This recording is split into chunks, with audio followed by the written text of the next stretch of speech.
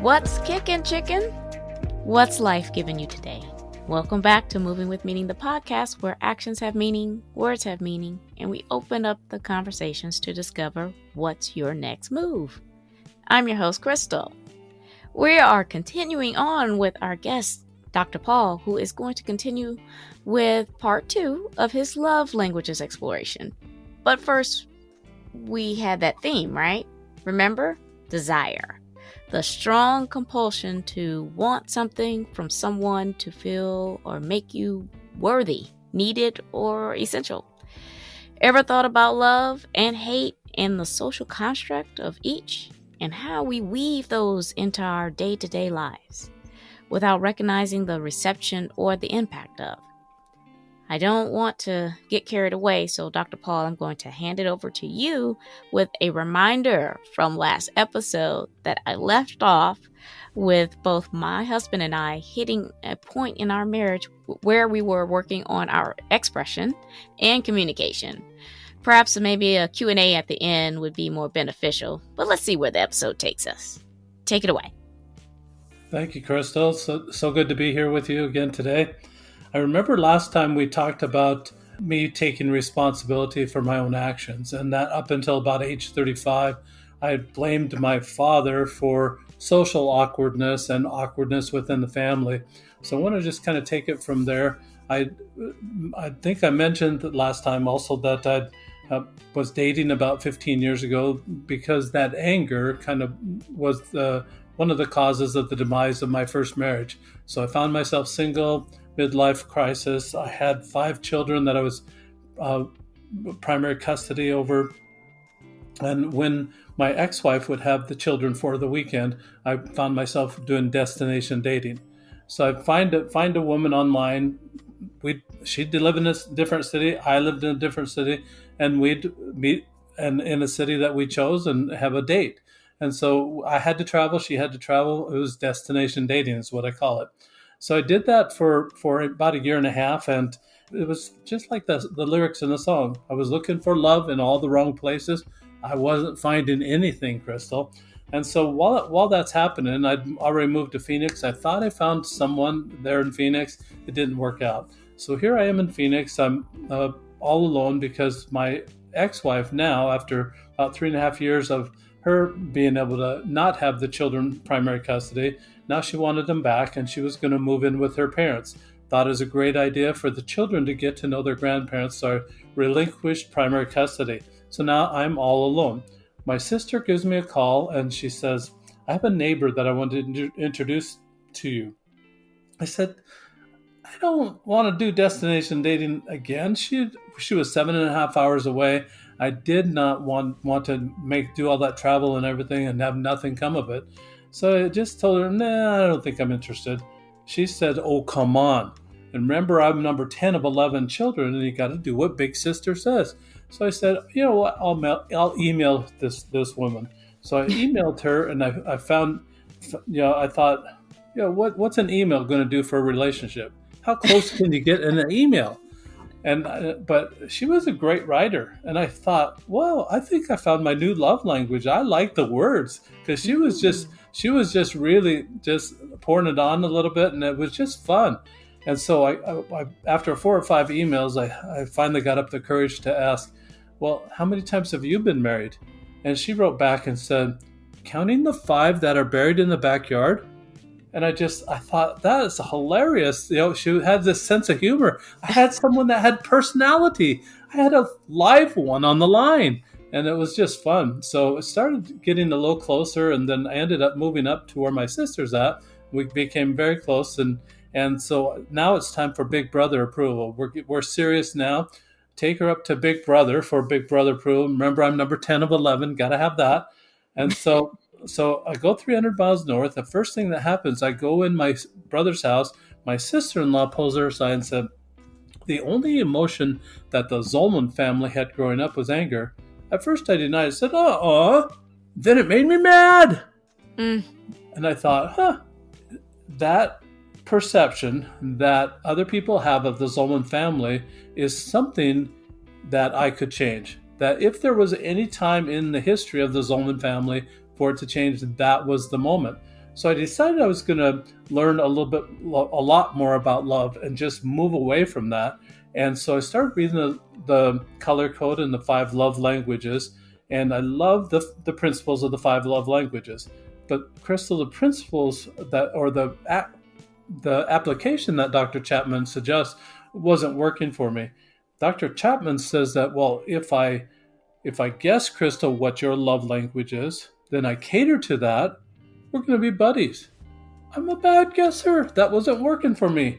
And then the second thing that Dr. Chapman had is that if you take this survey, then you can find out what your love language is.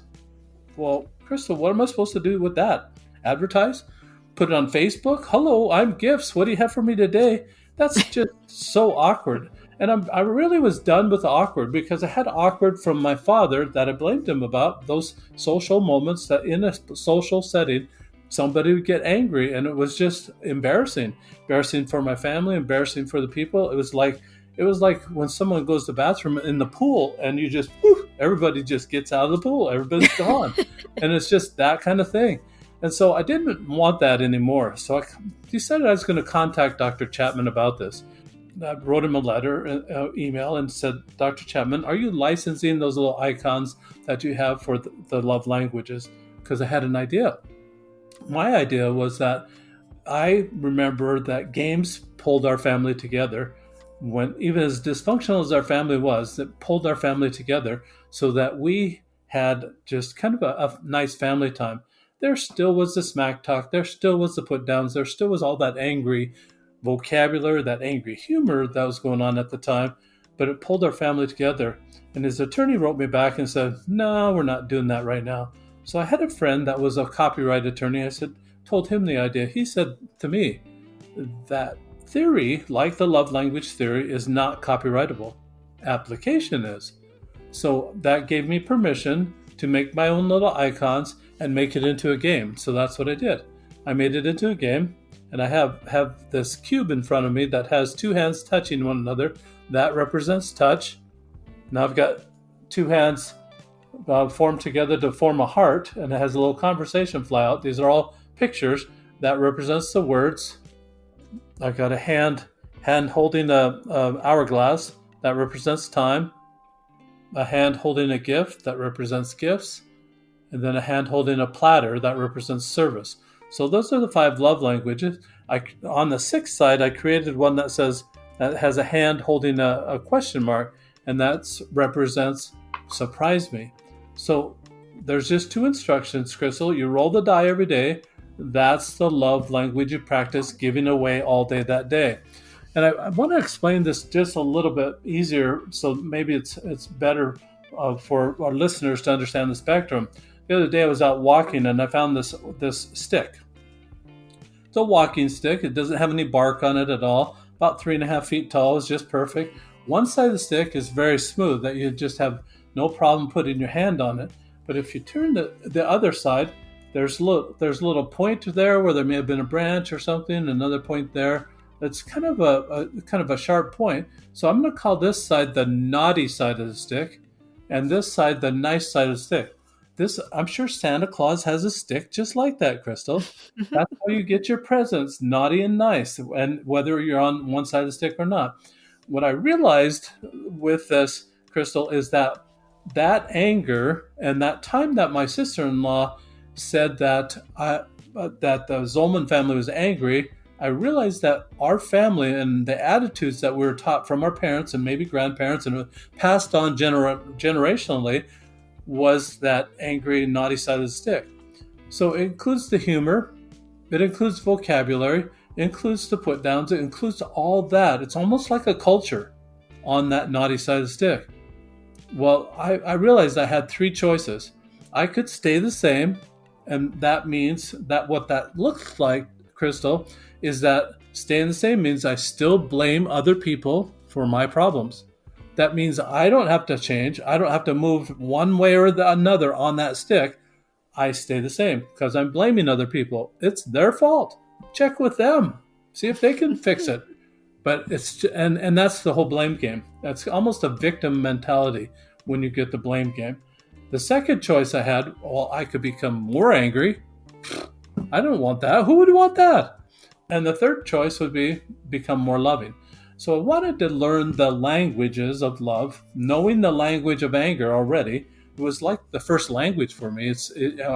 I'm bilingual. I speak English and anger, and and it's like a language. But I wanted to have the love languages, and I wanted to become, I wanted to learn all five of the love languages, not just one love language. So all five of them.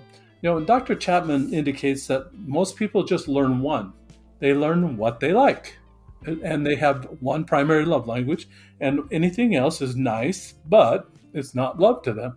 So that's what I wanted to learn all five because of this.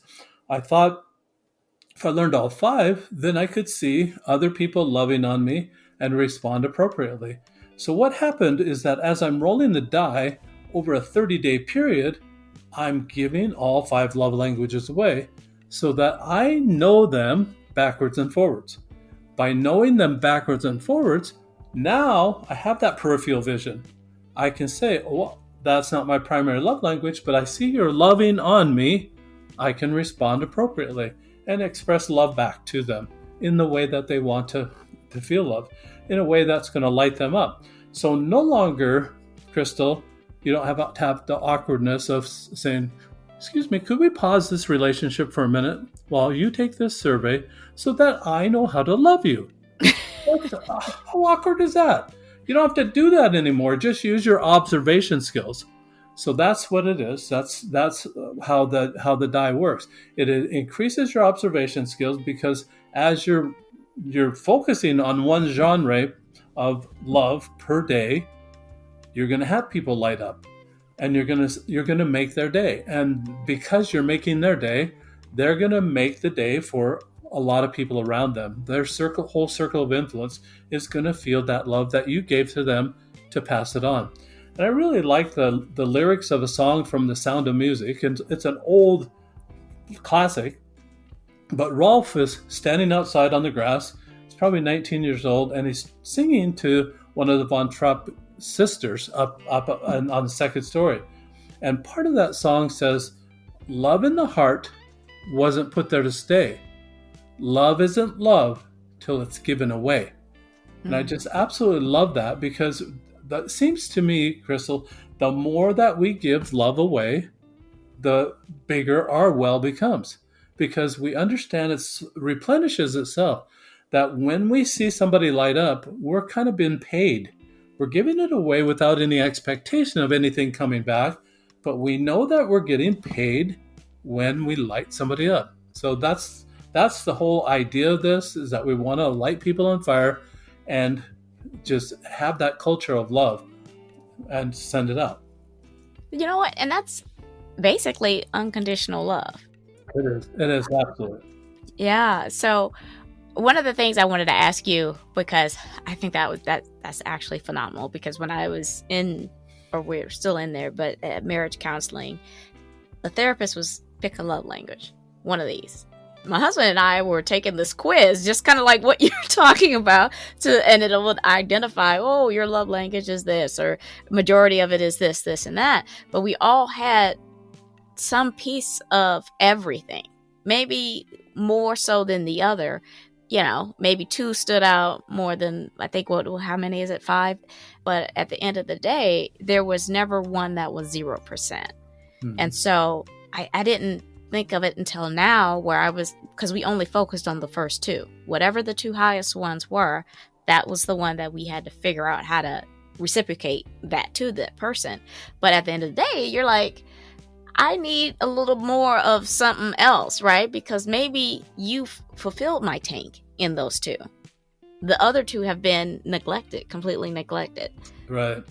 So tell me how because I know it's awkward trying to, obviously figure out what someone's love language is, but is it awkward as well giving the kind of love language that you're not necessarily comfortable with doing? Absolutely, Krystal. It's very perceptive of you to think that, because there is a learning curve that you may. I talked to a lady yesterday. She's very uncomfortable giving gifts, because she's on a budget and really buying something. I said, well, What about the gift of your smile?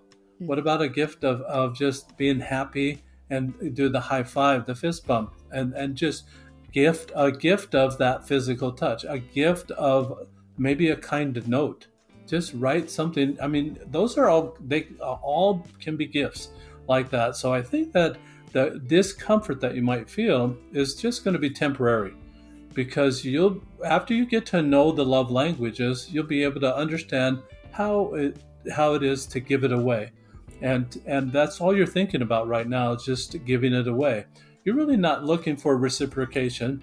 You're not looking for, well, if I give you this, then I expect it to come back.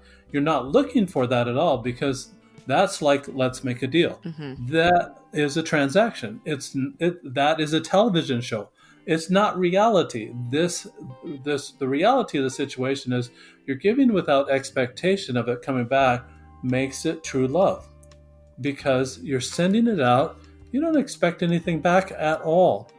If you send it out with the expectation, then it's a transaction. And I'm not counting that as love at all. Don't make your marriage a business. That's not a good idea. Right. And I think we ended up, I don't think it's just me. I think a lot of people, when you enter a point where you're like, okay, we need to talk about this, and we end up trying to compare. Okay, this is what I've done. You haven't done X, Y, and Z. Don't go there. Just say no to that. The comparison doesn't work. And it's just because you're saying, well, I have this, I received this from you, but and then I gave that to you, and I mean, and it's just that comparison is never going to work, because you'll never catch up. You'll never be able to keep up with somebody that is very loving. And what if they love you more? What if they send out more? I mean, what fills them up? And it may be the friends. Maybe you just need to allow them to have a guy's night out or a girl's night out. They need that friendship too, and they're not getting everything from you. Well, you can allow them just have that'd be a gift. That could be a gift. To just take some time with your friends, go watch that football game, whatever you want to do, just go do that, and I'll be here for you when you're back. But they get from their friends something that maybe you can't give them. Mm-hmm. Yeah, I agree. And it's funny that you brought up the gifts. So it's one of these things where we evolve over time. And I think that's why it's really important that we know how to embrace all of these different love languages, because we never know what someone's going to need. I remember early on in our marriage, you just brought this, just with this whole gift thing, you brought this memory up. It was early on in our marriage. So my husband and I we were both kind of independent. So we kind of knew we loved each other, and that was it. Like, we didn't need to force ourselves to be expressive in it or whatever. We just knew that, hey, we came home every day. That was the love. So as time got on and we got busy and busier and busier, we saw less and less. So now the part of what was keeping us together was no longer there, because we were split into many different directions. We got to see each other less and less and less. So I remember, like, I don't know, just almost breaking down on him and kind of saying, like, I mean, God, the only thing, you could send a gift, you could do something like that, and like at least let me know that you're thinking about me. I don't want you to tell me that, He responded back with, well, I don't know how to do that. I was like, well, there's Pinterest. Like, I mean, give it a try. And then I gave him examples. The same thing what you said. I was like, a card. Like, go out and buy a card. You don't have to write anything. You don't have to think anything. You don't have to do anything. But send me a card. Send me, flower. He's like, well, I thought you didn't like flowers. And I'm like, well, now I do, because you're not here. And my cup is empty because I feel neglected. And I don't know where you are mentally. And I think that's the good thing about love languages in general, is showing appreciation. That was just a memory just brought up to me about gifts, because my husband was just like the lady that you were talking to. She was just like, it wasn't a budget thing. It was just he's just like, I have no idea where to start with gifts. Like, I don't know. I think you bring up an excellent point because sometimes we have to do the training for them Mm-hmm. if they're not willing. But I think that the cube actually helps a lot in that because the genre changes from day to day and your needs change from day to day. Mm. And so as those needs change, we're still watching for what's going to light up Krystal today, what's going to light up your husband today. And it's very interesting that we just want to keep it alive that way by the variety is kind of the spice of life when it comes to even the love languages. Just change it up a little bit. And if you keep giving them the same thing, they'll be deficient in all those other, it's like vitamins. These are Mm-hmm. love vitamins that you're sending out. And everybody just needs to take your vitamins.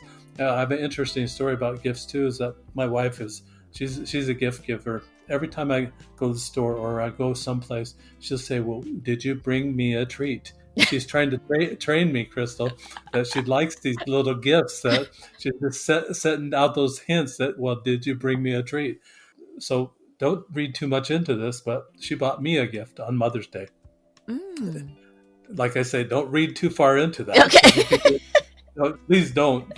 But she bought me an electric bike, and I absolutely love this electric bike. And I've put on almost 800 miles just since in the last 6 months that I've owned this electric bike, or that she gave it to me.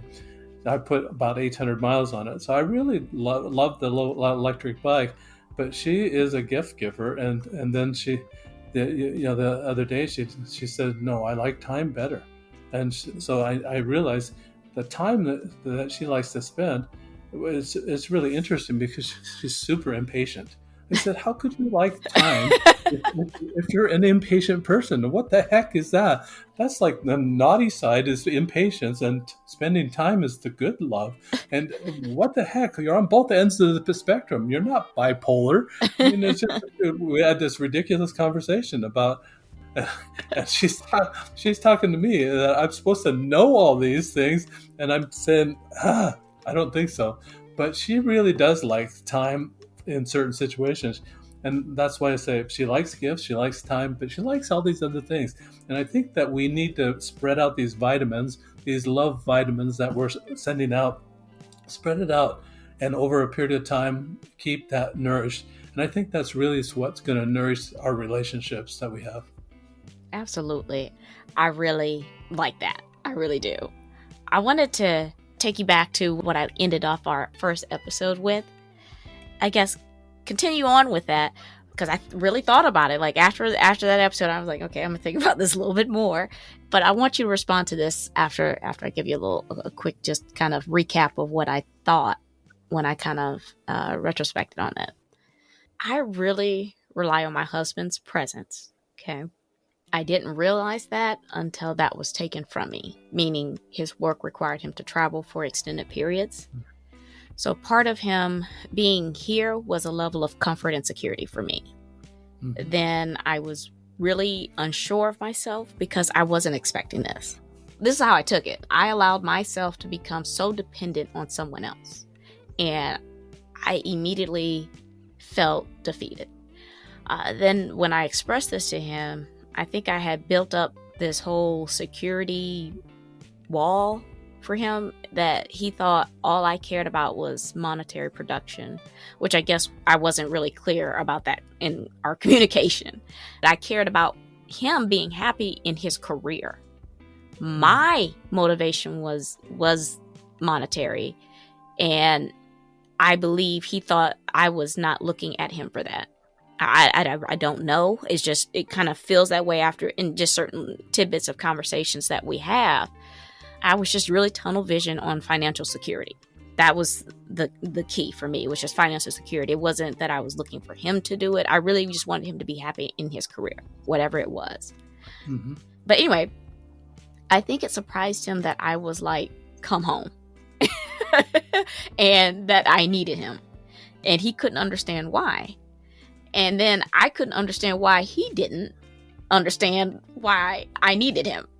And I immediately thought the worst. Like, it must be someone else. Because he was fighting me to stay wherever he was.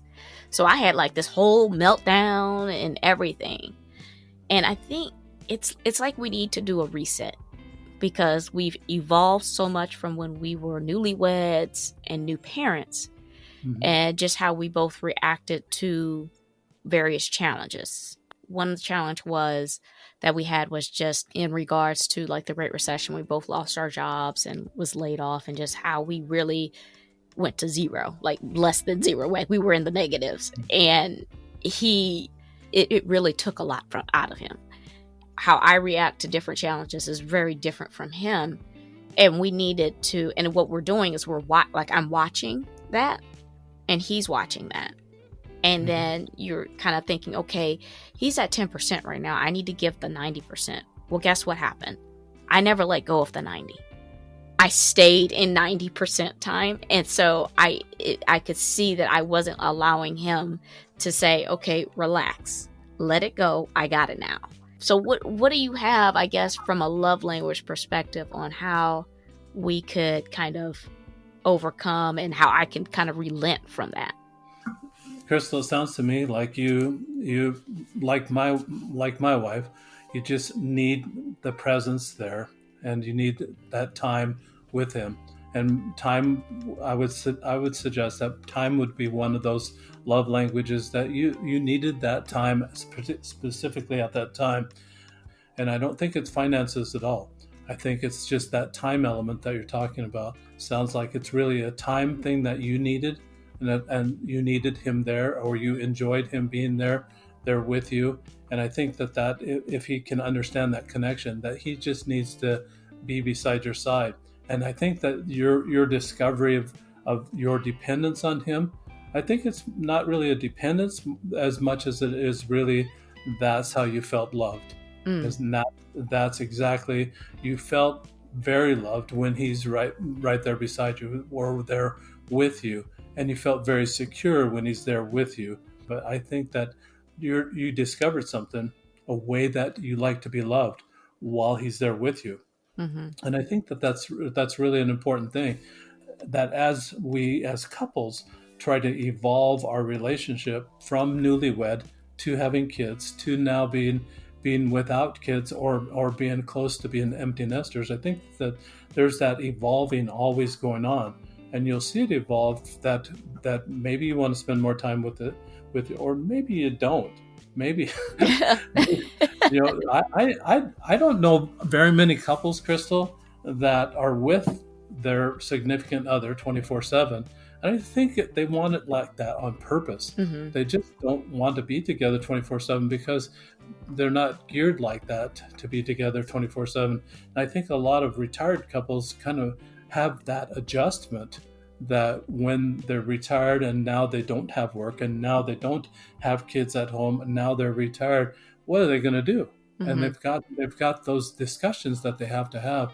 So I think that I would chalk up your experience to that evolution of your relationship, that it's changing a little bit. You had that moment of time where he was there and that you really liked him there. And then I would express it to him saying, I just really like being with you. I like being by your side. I like being your wife. And just express that to him and find out, how he feels about that. And there'll be times that he'll want to be there, and there'll be times that he'll want to be out at work or out with the guys, and he'll have those times as well. But I think that you'll find that balance as you keep working with that. You'll find that balance, and then the money comes to great ideas. And so the ideas that you're working with right now, being the podcaster, the ideas that he has of working, they'll come together, and he'll be happy in that element. But you'll have your elements together too, and just be happy in those moments when he's right there with you, and savor those moments when you had him there a lot of the time. Just savor those moments and look forward to the times that you can spend more time with him. And that's maybe 20 years down the road when you retire, or 10 years down the road, whatever your retirement plan is. I hope it's 10. I'm going for 10. There you go. Well, Dr. Paul, thank you so much. Do you have any golden nuggets for us, just to add that catch up for the recap? Golden nugget for today. I think that the golden nugget for today is that you want to just develop a consistency of character. And this is the rolling the die every day and determining in your own mind to love, send out love every single day. It's going to be that replacement behavior for ever getting angry or ever getting annoyed at someone.